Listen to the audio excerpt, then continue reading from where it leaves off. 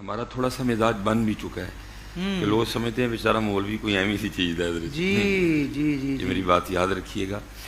یہ ہمارے ایک بزرگ گزرے ہیں حضرت علامہ سعد الدین تفتازانی علیہ الرحمہ, صاحب تصنیف بزرگ تھے, اور یہ اپنے وقت میں نا چیف جسٹس کے عہدے پہ فائز تھے. اور لکھا ہے کہ ہر روز نا بادشاہ کے بالکل ساتھ آپ کا تخت بچھایا جاتا تھا جس پہ آپ روزانہ آ کے بیٹھا کرتے تھے. حسب معمول حضرت علامہ سعد الدین تفتازانی رحمۃ اللہ تعالی علیہ بیٹھے تھے, اور لکھا ہے کہ وہ نا طوفان آ گیا, اور طوفان اتنا شدید تھا کہ طوفان کی شدت کی وجہ سے نا بادشاہ کے محل کے جو کنگرے تھے نا وہ گرنے شروع ہو گئے. اب قرآن خود کہتا ہے بھئی اپنی جان بچاؤ. اب سارے دیکھ رہے ہیں کہ ابھی کوئی پتھر لگا, ابھی کوئی پتھر لگا اور میں گیا, لیکن اٹھ کوئی نہیں رہا. کیوں؟ کیونکہ بھی بادشاہ نہیں اٹھا. لیکن لکھا ہے حضرت علامہ سعد الدین تفتازانی علیہ الرحمہ اٹھے اور اب باہر تشریف لے گئے. اب بادشاہ کو بڑا غصہ لگا کہ میں تو اٹھا کوئی نہیں, یہ مولوی اٹھ کے چل دیا. تو وہ لکھا ہے پیچھے سے نا حضرت کو پکار کے کہتا ہے, اوے مولوی, کیا تیری زندگی بادشاہ کی زندگی سے زیادہ قیمتی ہے؟ میں بھی نہیں اٹھا اپنی جان بچانے کو, تو کیوں اٹھ کے چل دیا؟ میرا کوئی وزیر نہیں اٹھا, میرا کوئی مشیر نہیں اٹھا.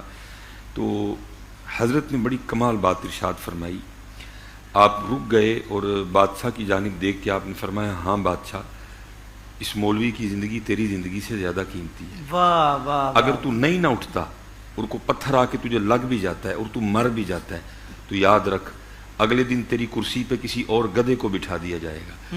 لیکن اگر سعد الدین نہیں نہ اٹھتا اور کو پتھر لگنے کی وجہ سے سعد الدین کا انتقال ہو گیا, تو نیا سعد الدین بنتے بنتے 50 سال لگ جائیں گے. اللہ اکبر. یہ حضرت جی یہ زمانے لگتے ہیں, پھر ایک مولوی تیار ہوتا ہے. اللہ اکبر. اب دکھ کی بات یہ ہے کہ ان بے قدروں کو کیا پتا کہ مولوی ہوتا کیا ہے, جی جی جی, عالم کیا ہوتا ہے. حضرت جی میں کیونکہ آج موضوع ہی تصوف ہے, الحمدللہ بزرگوں کا پیروں کا ماننے والا ہوں.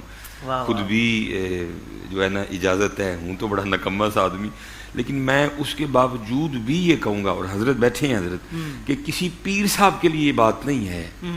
نبی علیہ السلام نے یہ نہیں فرمایا کہ کسی جس نے کسی پیر صاحب کو دیکھا تو وہ ایسے ہے جیسے اس نے مجھے دیکھا.